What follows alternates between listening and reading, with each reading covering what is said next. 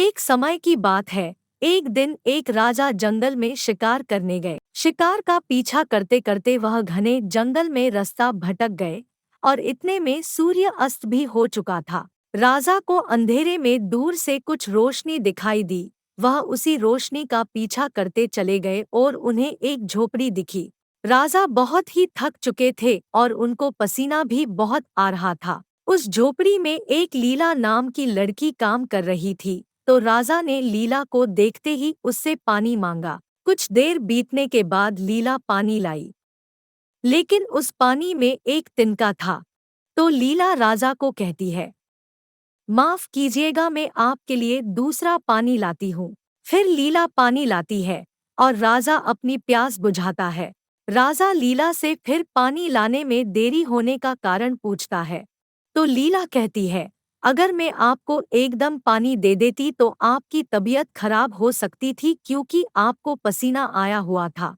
राजा लीला की समझदारी से बहुत प्रसन्न हुए। तभी राजा ने लीला से पूछा कि तुम यहाँ अकेली रहती हो? तो लीला ने जवाब दिया कि नहीं, मैं अपने पिताजी के साथ यहाँ रहती हूँ। तो राजा बोले, काफी देर हो गई है, अभी तक तुम्हारे पिताजी क्यों नहीं आए? लीला बोली, अगर उन्होंने अपना काम जल्दबाजी में करा तो उन्हें आने में देर लगेगी, और अगर उन्होंने काम आराम से बिना जल्दबाजी के करा तो जल्द ही आ जाएंगे। यह सुनकर राजा सोच में पड़ जाते हैं कि तभी लीला के पिताजी अपना काम करके घर लौट आते हैं। लीला पूछती है, पिताजी आज आपको इतनी देर कैसे हो गई? पिता बोलते हैं कि जल्दबाजी में मैंने गरम कोयले बोरे में भर दिए और जैसे ही मैं बाजार की ओर निकलने लगा बोरों में आग लग गई, तो फिर मुझे दूसरे बोरों का इंतजाम करना पड़ा और उसी वजह से मुझे बाजार जाने में देरी हो गई। यह बात सुनकर राजा लीला की बात को याद कर उसकी समझदारी से बहुत प्रभावित होते हैं।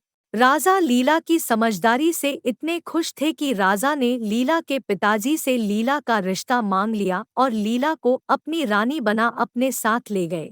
इस कहानी से हमें यह सीखने को मिलता है कि धैर्य और परिस्थिति के अनुसार समझदारी भरे व्यवहार से आप जीवन में उच्च सम्मान और सफलता पा सकते हैं।